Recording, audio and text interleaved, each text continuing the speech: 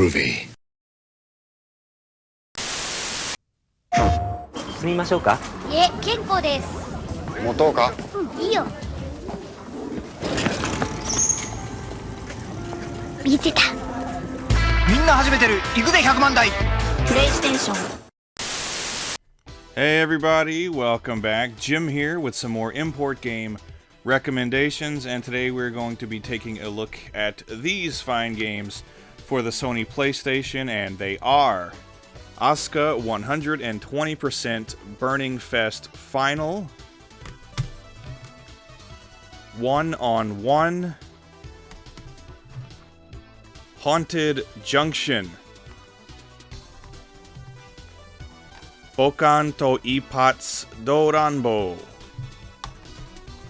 and Rakugaki Showtime. And if you want to know how to spell out any of the names of any of these games, that will be located down in the description. And with that out of the way, let's take a look at these games. First up, we have Asuka 120% Burning Fest Final, which is a 1999 release published by FamilySoft and developed by Success, the same developer behind the Cotton series of shoot-'em-ups. And this is the last of 3 Asuka games released for the PlayStation, with the other 2 being Burning Fest Special and Burning Fest Excellent. This is an all-high school girl 2D fighter with a roster of 12 playable characters with a couple more to unlock that represent everything from chemistry students and cheerleaders to karate experts and ninjas. This is a very fast-paced and high-intensity fighting series that I appreciate for 2 main reasons. One is just how fast it plays and how robust the combo system is, and the other being the super combo meter itself, which, if you can reach 120%, allows you to launch as many super attacks as you can muster within a limited amount of time, making for one of the most frantic series of 2D fighters I've ever played. It's basically just non-stop combos and super attacks, and I like that a lot. I'd even go so far as to say that this is an underrated fighting series, most likely because of its decidedly cutesy anime visual style and the fact that a lot of all-girl fighters back in the day weren't really very good. But don't lump Asuka in with garbage like Strip Fighter 2 or even average games like Variable Geo. It's much better than that. The roster is diverse, the controls are smooth, and the action is fast, furious, and really fun. Plus, the graphics in this installment are pretty damn good. It's a very colorful game with a variety of different stages, lots of flashy effects during combat, and despite being stereotypically cute anime girls, some pretty cool character designs, a little reminiscent of rival schools actually, with each character belonging to some kind of club or sports team. Definitely not a bad looking game, and the soundtrack, as usual for the series, is outstanding. This game features some great synth music that really drives the action forward. There's honestly not a bad track in the game, so this is an all-around decent fighter, the best of the bunch on the PS1 actually, and it can typically be found online for about $30 complete. It's Asuka 120% Burning Fest Final, and it's awesome.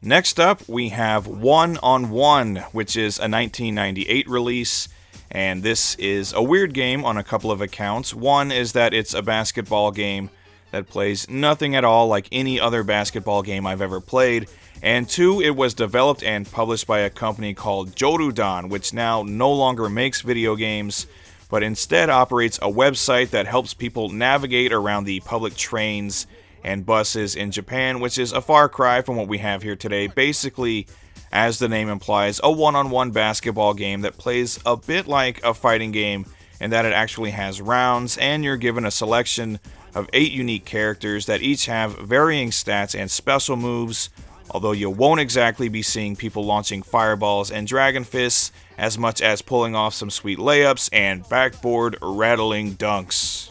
Each match has you squaring off against your opponent and playing an 11-point game, or at the end of the 2 rounds, whoever has the highest score is the winner, and each button is assigned to either blocking, dodging, or shooting, depending on if you're on offense or defense, and shooting is kind of awkward at first, as you have to hold the shoot button to gauge your power, then release and hit it again to gauge your control. So what you'll likely be doing instead is driving toward the goal for a layup or a dunk, and each character has at least 1 or 2 special layups or dunks that are harder to block. You can get pretty rough with your opponent in this game, so I recommend playing as dirty as possible because the AI can be a bit cheap at times.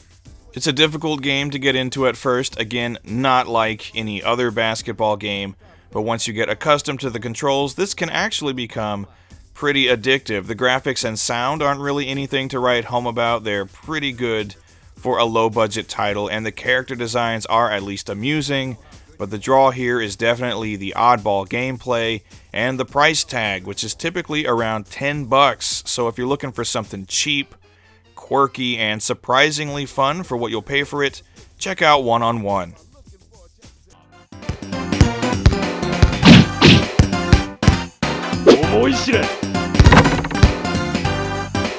Ready, tip off! Rock! Ready, tip off!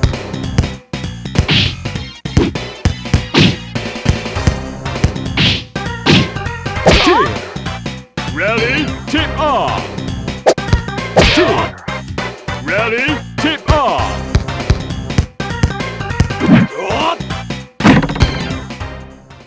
Next, we have Haunted Junction, which is a 1997 release developed by CP Brain and published by MediaWorks, and it's based on a short-lived series of manga and anime that also had its run in 1997. The manga has a lot of strong themes of ghosts, the occult, possession, and exorcism, and those themes play into the game as well, which is a puzzle game, and I must say a unique and fun one at that. This is one that I have a hard time putting down after I've started playing it. This is a rare case in a puzzle game where instead of moving your puzzle pieces around to get them into the desired position, you have to move the board itself around as collections of multicolored balls float in from various different locations around the screen. This felt really weird at first, and I didn't know how much I was going to like this game, but once I got used to the gameplay, I found myself really getting into this one. As you probably guessed, the goal of the game is to match up balls of the same color and clear them from the board, and on each board is at least one pentagram that you'll need to clear before you can move on to the next stage, and the challenge lies in clearing away the balls that stand between you and the pentagrams without going outside of the boundaries, and the more balls that litter the screen, the harder it is to position the board the way you want to, so this ends up being a rather challenging puzzler, but it's also very fun, unique, and addictive. I like it a lot, plus the visuals and sound design are both pretty good. Obviously, with this being a puzzle game, you're not going to see anything too crazy in terms of visuals, but this is a very colorful game with lots of different kinds of backgrounds, and the character designs taken directly from the anime look great. The sound design, again, isn't anything too out of the ordinary, but for a puzzle game, the tracks are perfect for complementing this type of gameplay and the tone of the game/anime, which is more on the lighthearted side. So the graphics and sound are good, and the gameplay is really fun. This is one of those rare instances, though, where it's hard to find listings for this game, so I'm not exactly sure what the average price is, but I'd say if you find it for $20 or less, definitely jump on it. It's Haunted Junction, and it's pretty cool.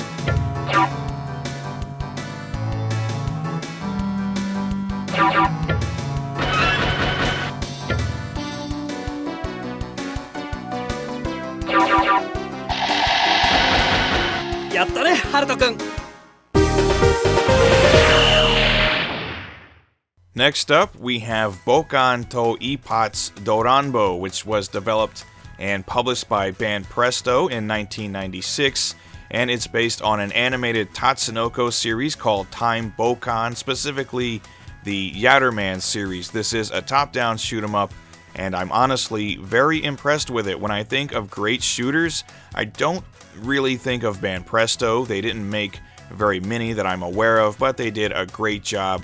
On this one, you have 6 different ships to choose from that include both ground and air-based vehicles that all have different stats, weapons, and super bombs, so there's a nice bit of variety here by shooter standards, though when you choose a ship in one stage, you can't use it again in the next stage, so the game does encourage you to try them all and find your favorite. Different ships work better for different stages, but any one stage can be cleared with any of them, so just mix and match and find what works best for you. The stages can be fairly lengthy, the challenge is fair, and there are a ton of boss battles with huge tanks and aircraft, etc., and it is worth noting that you're actually playing as the villains in this game, taking on those pesky, do-gooding heroes. It's a lot of fun, and the graphics and sound are really good. This is a very colorful game with lots of bright pastels and a lot of detail in each stage, some great enemy designs, and the characters from the anime are represented very well here. On top of that, the soundtrack is a perfect match for the gameplay and visual design. It's very upbeat, bubbly, and a bit wacky, with this being based on a comedic series and all, plus the sound effects are spot on, and there's a ton of voice acting as well, both during gameplay and cutscenes. So this is a very fun shooter with all around great presentation, and it's pretty affordable too, the Japanese version at least, which runs about $20 on average. Apparently there is a follow-up game that got a rather rare Italian release that runs a couple $100 on average, which is way too much in my humble opinion. So if you want a good shooter for your PS1 and don't want to break the bank, go for Bokan Ippatsu Doronbo. It is awesome.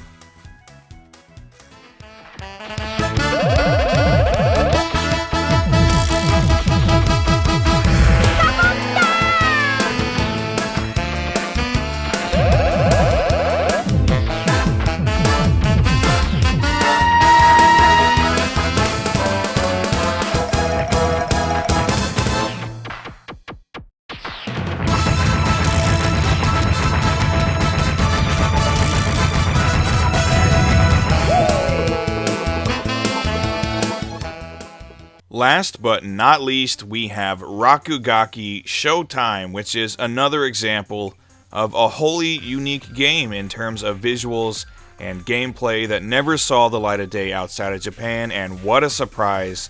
It's awesome. This is a 1999 release published by Enix and developed by Treasure, who has a list of great games to their name a mile long, including Gunstar Heroes and Radiant Silvergun. Like a lot of the games they produced, Rakugaki Showtime tries to do something a little different from its peers, as this is an arena fighting game of sorts, but honestly it plays more like a game of dodgeball with various bombs, missiles, and other paraphernalia. You choose from a cast of colorful characters, and then you're dropped into an arena filled with all kinds of implements of destruction, particularly little smiley face balls that you can lob at your opponents, and the more times they land, the more they go from happy to angry until they're glowing with energy, at which point the first person to pick it up is able to launch a screen-destroying super attack. With an arena filled with players and enemies, this turns into absolute insanity, with every man, woman, and robot for himself frantically scrambling for objects to toss around the screen and blow everybody to pieces. It's incredibly fun, and it's perfect for some multiplayer action since this game does support up to 4 players. Aside from its great gameplay, Rakugaki Showtime features some excellent graphics. It goes for a hand-drawn crayon look, as the entire story behind the game is that someone is drawing all these characters and having them do battle, basically just a kid playing with his paper figures. I think it looks really cool. The character designs are awesome, the stages are varied and filled with detail, and there's constant explosions and seizure-inducing bursts of color. definitely a unique and appealing visual style, and the soundtrack is almost just as colorful. Lots of upbeat and wacky tunes really drive the action forward, so all around, this is about what you'd expect from Treasure. Wonderful visual and sound design with some extremely fun gameplay. I highly recommend playing it. Unfortunately, this one is apparently in high demand these days and can run anywhere from $150 to $200 online, which is very steep even for such a great game. But if you can afford it and you like what you see here, there are worse things to spend your money on. It's Rakugaki Showtime, and it's pretty damn cool.